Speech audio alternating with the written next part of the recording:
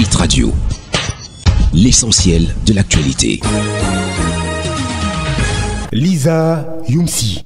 Le Flash Info sur Hit Radio, mesdames, messieurs, bienvenue. Finance, le Cameroun et la Suisse engagent des discussions techniques en vue d'une convention contre les doubles impositions. Après l'annonce faite en avril dernier par l'ambassadeur de Suisse au Cameroun, Petro Lazeri, les gouvernements camerounais et suisses viennent d'engager des discussions techniques en vue d'une convention contre les doubles impositions. C'est dans ce cadre que le conseiller fédéral Oeli Meurer a accueilli à Berne Luc-Paul-Motazé, ministre camerounais des Finances, pour une visite de travail. Les deux personnalités ont abordé des questions financières et fiscales car, à l'absence d'une convention formelle entre les deux pays, les entreprises se trouvant sur les deux territoires payent automatiquement les impôts à la fois au Cameroun et en Suisse. Si l'accord avec la Suisse se concrétise, ce ne serait pas une première pour le Cameroun. Sport football, transfert, Kal Toko Ekambi annoncé à Villarreal. Le magazine français France Football a annoncé que le footballeur camerounais Kal Toko Ekambi effectue des tests médicaux au sein du club espagnol de Villarreal. Le lion indomptable devrait rejoindre l'effectif des sous-marins jaunes dans les prochains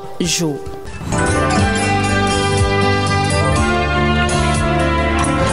L'actualité internationale. En Côte d'Ivoire, le tribunal militaire poursuit 100 officiers d'une école militaire pour avoir causé la mort d'un élève lors du bizutage. Les prévenus avaient déjà été limogés par l'état-major. Désormais, ils sont inculpés pour homicide et violation de consignes. Ils risquent 20 ans de prison. Les faits qui leur sont reprochés remontent à la rentrée d'octobre 2017. Se prêtant à la tradition, le commandant de l'école militaire de Zamba Kro, son directeur de la formation et 3 élèves officiers ont frappé un autre élève qui est mort à la suite de ces coups.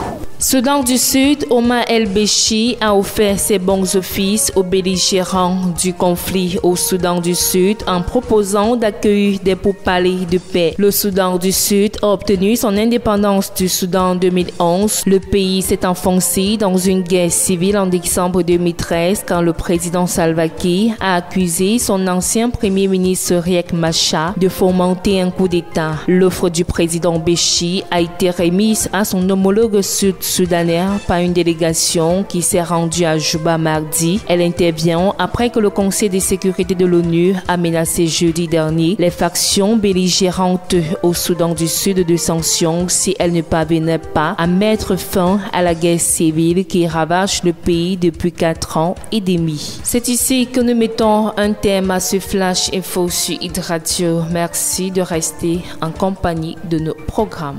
Hit Radio, une info d'avance.